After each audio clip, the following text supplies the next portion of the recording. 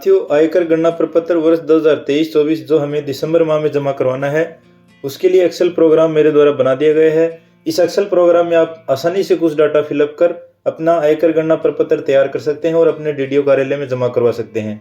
ये Excel programme आप मेरे टेलीग्राम चैनल, जिसका लिंक मैं नीचे डिस्क्रिप्शन बॉक्स में ऐड कर रहा हूँ, उसको आप ओपन कर वहाँ से एक्सेल प्रोग्राम आप डाउनलोड कर लेंगे। ये एक्सेल प्रोग्राम अगर आपके सिस्टम में ओपन नहीं होता है तो आप अपने सिस्टम में कृत्यदेव या देवलिस फॉन्ट इंस्टॉल कर लें। उसके बाद ये प्रोग्राम आप जो है डाउनलोड करेंगे, जितने भी कार्मिकों के लिए आप ये आयकर गणना प्रपत्र बनाना चाहते हैं, अलग अलग नाम से ये फाइल आप सेव कर ले, क्योंकि एक की आयकर गणना प्रपत्र बनाने के बाद इसमें हो सकता है कुछ फॉर्मूले चेंज हो जाएं, इसलिए आप अलग अलग नाम से ये फाइल सेव कर लेंगे।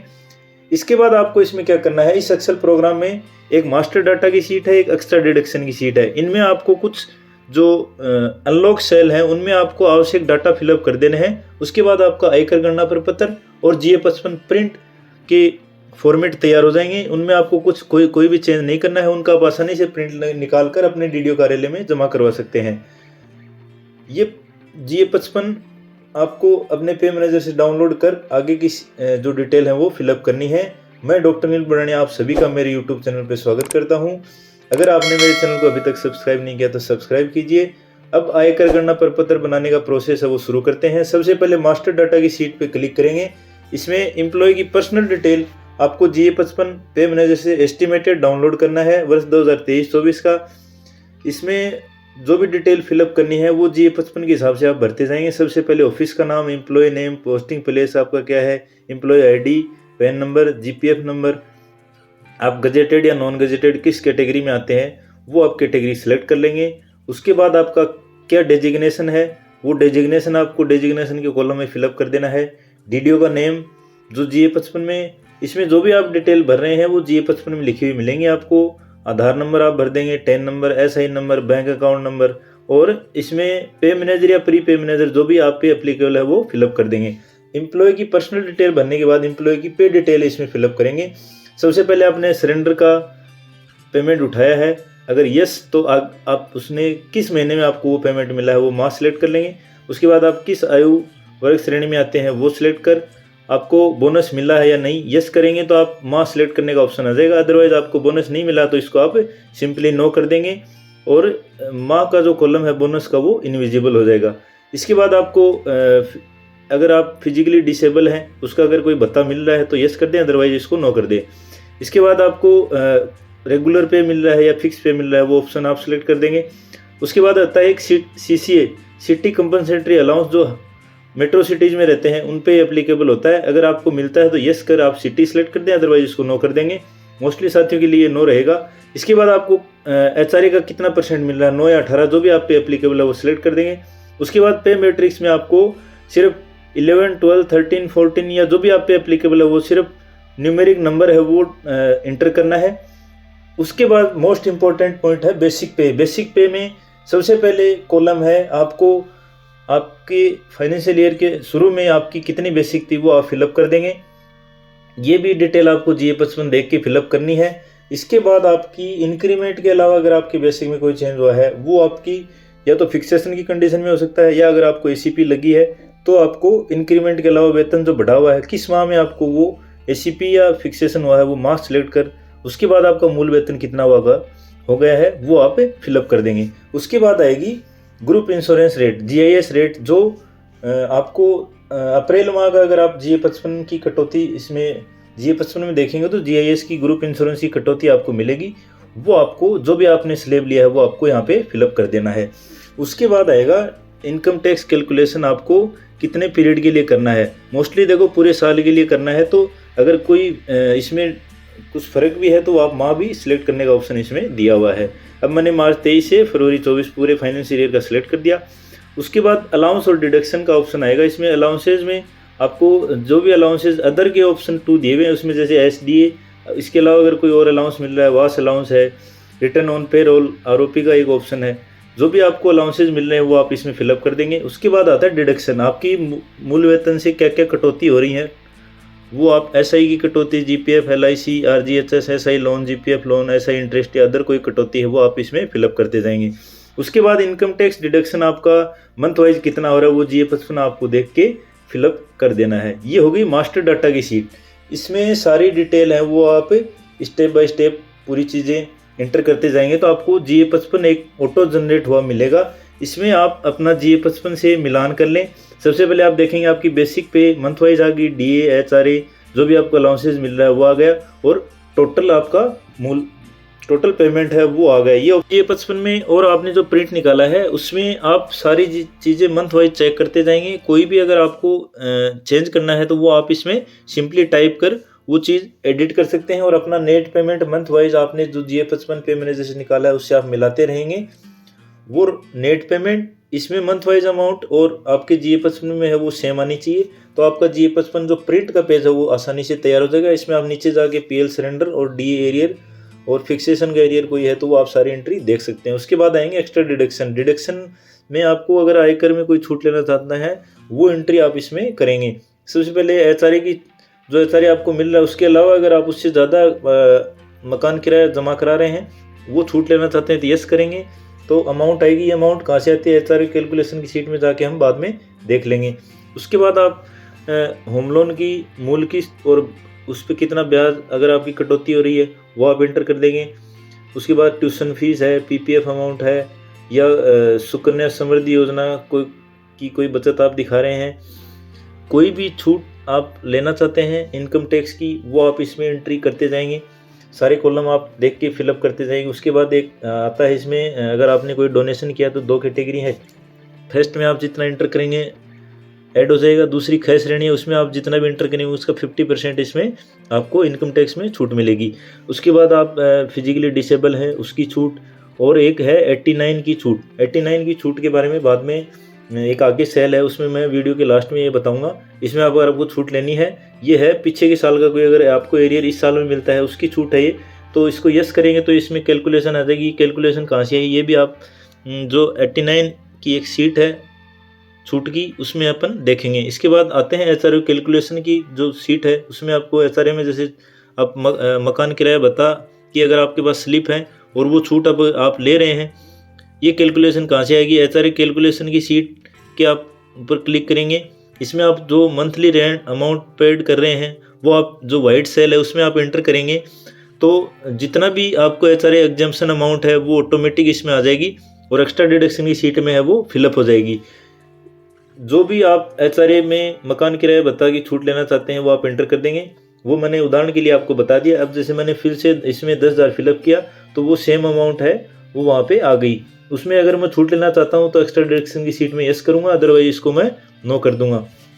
ये हो गई हमारी एक्स्ट्रा डिडक्शन की सीट। तो हमने मास्टर डाटा की सीट फिलअप कर दी, GA55 को चेक कर लिया, GA55 का प्रिंट का पेज तैयार हो गया, एक्स्ट्रा डिडक्शन जो हमने छूट लेना चाहती है वो तैयार हो गई। उसके बाद आते हैं मेन इंपॉर्टेंट कंप्यूटेशन की सीट पे। इसमें हमारे को कोई भी डाटा चेंज नहीं करनी है, सिर्फ स्लेब है वो सिलेक्ट करनी है और अपने सारी जो सेविंग है वो अपने को और जो भी एंट्री करी है वो सिर्फ अपने को मिलान करनी है। कंप्यूटेशन पे आपने क्लिक किया। अब ओल्ड टैक्स रिजीम आप ले रहे हैं तो उसमें देखेंगे आप मकान किराया भत्ता की छूट है वो आ रही है। न्यू स्लेब में आपको ये कोई भी छूट है वो अप्लीकेबल नहीं होती है। उसके बाद आता है स्टैंडर्ड डिडक्शन। ये न्यू स्लेब और ओल्ड स्लेब दोनों में 50,000 की जो स्टैंडर्ड डिडक्शन की जो छूट है वो दोनों में शामिल की हुई है। उसके बाद सबसे पहले ओल्ड टैक्स रिजीम के हिसाब से आयकर गणना प्रपत्र तैयार करना हम देख रहे हैं। हमने ओल्ड टैक्स रिजीम का ऑप्शन सेलेक्ट कर लिया। उसके बाद इसमें जो इनकम टैक्स में छूट का जो ऑप्शन है उसमें 1.5 लाख तक की सेविंग आप दिखा सकते हैं। क्या क्या आपने छूट इंटर करी है एक्स्ट्रा डिडक्शन की सीट में वो आप यहाँ पे आ जाएंगी। 1.5 लाख तक की आपको छूट मिल जाएगी। उसके बाद आपकी और कोई अगर अन्य कटौतियाँ हैं वो आपने फिलअप करी हैं तो वो इस नीचे अन्य कटौतियाँ के कॉलम में आ जाएंगी। आपकी टोटल टैक्सेबल इनकम है वो आ जाएगी और उसमें आएगी पुराने जो ओल्ड टैक्स रिजीम है उसमें 4 ही स्लेब बची हैं। 2.5 लाख तक आपको कोई टैक्स नहीं है। 2.5 से 5 में आपको 5% टैक्स लगेगा जिसमें 12,500 तक की आपको छूट मिलती है। 5 से 10 तक 20% और उससे ज़्यादा पे 30% टैक्स है। तो ये टोटल मेरी टैक्सेबल इनकम पे 1,30,656 रुपये का टैक्स हो गया। अगर मैं 10,000 रुपये की जैसे मास्टर डाटा में मैंने मंथ वाइज 10,000 रुपये फिलअप करे तो मेरे को अभी जो 10,656 अमाउंट है वो और मेरी पेड करनी बाकी रह जाएगी। इसमें मेरे को क्या चेंज करना है, मास्टर डाटा की सीट में मैं जाऊंगा और ये जो डिफरेंस अमाउंट है जो मेरे को और कटना बाकी है 10,000 रुपये के हिसाब से अगर कटेगा तो मेरा पूरा इनकम टैक्स इस साल जमा नहीं हो पाएगा। इसलिए आप जो भी ज़्यादा अमाउंट है वो आप जो 3 माह की सैलरी जो आप बचेगी उसमें आप वो एडजस्ट कर देंगे, वो कटौती आप अपने डीडीओ कार्यालय में भेजेंगे तो उसके हिसाब से आपका आगे का वेतन तैयार हो पाएगा। आपने देखा मैंने आगे जो 3 माह बचे उसमें मैंने मेरा इनकम टैक्स 14 हज़ार रुपये किया, तो मेरा पूरा income tax calculation old tax regime के हिसाब से आ गया और ये मैं प्रपत्र जमा कराऊंगा तो इस हिसाब से मेरी सैलरी तैयार हो जाएगी। अब आएंगे न्यू टैक्स रिजीम पे। न्यू टैक्स रिजीम पे आप जो ही क्लिक करेंगे तो आपको कोई छूट इसमें आपको नहीं मिलेगी। आप देखेंगे कि इस जो स्टैंडर्ड डिडक्शन 50,000 रुपये है वो आपको सिर्फ दिखा रहा है। जो भी आपने स्टैंडर्ड डिडक्शन के अलावा आपने जैसे कोई भी छूट वाले कॉलम में जो आपने ऑप्शन भरे थे वो कोई काउंट नहीं होंगे। अन्य कटौतियाँ का कॉलम भी आप इसमें कोई कंसिडर नहीं करता है।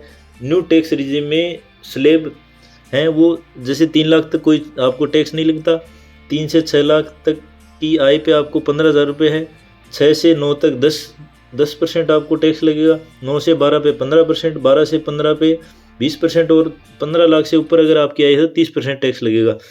अब इसमें आप देखेंगे कि इसमें आपको न्यू टैक्स स्लैब के हिसाब से जैसे मेरा करीब 90,000 रुपये टैक्स बना है तो 10-10 हज़ार रुपये अगर मैं कटा रहा हूँ तो मेरा टैक्स की कटौती ज़्यादा हो रही है। इसलिए फिर से आपको मास्टर डाटा की शीट में अगर न्यू टैक्स रिजीम आप ले रहे हैं, अगर आपकी कटौती ज़्यादा जा रही है तो वो आप डाटा चेंज कर देंगे तो आपकी आगे के जो माह बचे उनमें कटौती बंद हो जाएगी और आपका पेमेंट उसी हिसाब से आएगा। अब इसमें जो न्यू टैक्स रिजीम है इसमें एक मार्जिनल रिलीफ का एक पॉइंट है। मार्जिनल रिलीफ बेनिफिट क्या है? अगर आपकी जैसे आप देखेंगे ओल्ड टैक्स जो रिजीम है उसमें आपको 12,500 रुपये तक की छूट मिलती है।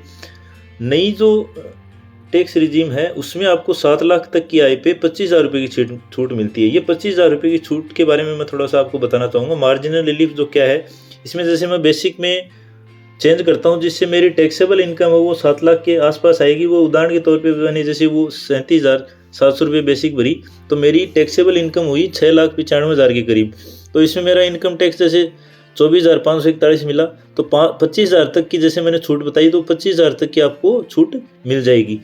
मार्जिनल रिलीफ क्या है? मार्जिनल रिलीफ के लिए मैं फिर से इसमें मार्जिनल रिलीफ बेनिफिट आपको बताने के लिए फिर से बेसिक में थोड़ा चेंज करता हूँ। 7 लाख से ऊपर जो ही जाएगी, 7 लाख की अगर आसपास आपकी रहेगी तो आपको मार्जिनल रिलीफ का ऑप्शन मिलेगा। जैसे मैंने 39,700 मैंने फिलअप करी तो मेरी टैक्सेबल इनकम है वो 7,35,000 आई।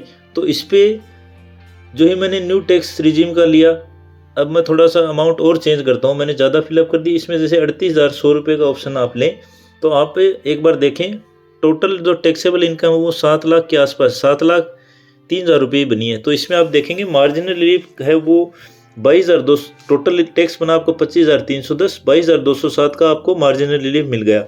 अब मार्जिनल रिलीफ के पास में ही आपको राउंड फिगर में एक टिक करने का ऑप्शन दिया हुआ। राउंड फिगर का मतलब वो 10 की डिजिट में आपकी रिलीफ की अमाउंट है वो आ जाएगी। इसको अगर आप उस हिसाब से करना चाहते हैं तो इसमें आप टिक कर सकते हैं, अदरवाइज इसको अनटिक रहने दें, कोई ज़्यादा अमाउंट में इसमें फ़र्क नहीं आता है। तो ये हमने न्यू टैक्स रिजीम के हिसाब से आयकर गणना प्रपत्र तैयार करना सीख लिया। इसके बाद आता है 89 की जो एक छूट थी वो मैंने वीडियो के बीच में जो डिडक्शन के अपन सेल भर रहे थे एक्स्ट्रा डिडक्शन की उसमें बताई थी। इसमें आपको पीछे के साल का एरियर अगर इस साल में मिला है, जिस साल का आपको एरियर मिला है उसकी उस साल के आप नेट टैक्सेबल इनकम है वो फिलअप कर देंगे ITR फॉर्म के हिसाब से, और आपको उस साल का कितना एरियर मिला है वो आप इसमें फिलअप कर कौन सा टैक्स रीजन आप ले रहे हैं वो सिलेक्ट कर देंगे। तो आपकी वो जो छूट की अमाउंट है वो इसमें कैलकुलेट हो जाएगी और आप जो एक्स्ट्रा डिडक्शन की सीट में 89 की छूट का है वो यस करेंगे तो वो अमाउंट यहाँ पे आ जाएगी और वो आपको छूट कहाँ पे दिखाएगी? आयकर गणना कंप्यूटेशन की सीट है उसमें नीचे आप जाएंगे तो दोनों जो टैक्स रिजीम है उनमें आपको वो छूट की राशि ज़रूर अलग अलग रहेगी, पर जो 89 की छूट है वो दोनों टैक्स रिजीम में आपको पीछे के साल का अगर कोई एरियर मिला है तो वो कंपल्सरी रूप से आपको इसमें मिलेगी। अमाउंट का डिफरेंस ज़रूर हो सकता है। आप देखेंगे नीचे 17 नंबर का जो पॉइंट है धारा 89 के तहत जो छूट है वो दोनों में आपको इसमें शो करेगा। तो जो भी आप टैक्स रिजीम ले रहे हैं उसके हिसाब से एरियर की छूट है वो इसमें आप शो कर सकते हैं। इस तरीके से हमारी कंप्यूटेशन की सीट है वो तैयार हो गई। जी प्रिंट का ऑप्शन तैयार हो गया है, वो सिंपली आप प्रिंट का ऑप्शन क्लिक कर अपने डीडीओ कार्यालय में संबंधित जगह पे साइन कर आसानी से जमा करा सकते हैं। इस वीडियो को अंत तक देखने के लिए धन्यवाद। अगर इसमें कोई भी समस्या आए तो आप कमेंट करके पूछ सकते हैं। इसमें आपको सिंपली मेरे टेलीग्राम चैनल से एक्सेल का प्रोग्राम डाउनलोड करना है। GA55 आप अपना पे मैनेजर से निकाल लेंगे। मास्टर डाटा की sheet GA55 check and edit में कोई चेंज करना हो तो वो, और एक्स्ट्रा डिडक्शन की सीट आप भरेंगे। तो कंप्यूटेशन की सीट जिसमें आपको न्यू टैक्स रिजीम या ओल्ड टैक्स रिजीम जो भी आपको लेना है वो आप सिलेक्ट कर लेंगे। आपके आयकर गणना प्रपत्र तैयार हो जाएगा। GA प्रिंट की जो साइड पेज है वो तैयार हो जाएगा। सिंपली आपको प्रिंट निकाल कर अपने DDO कार्यालय में जमा करा देना है। इस वीडियो को अंत तक देखने के लिए धन्यवाद।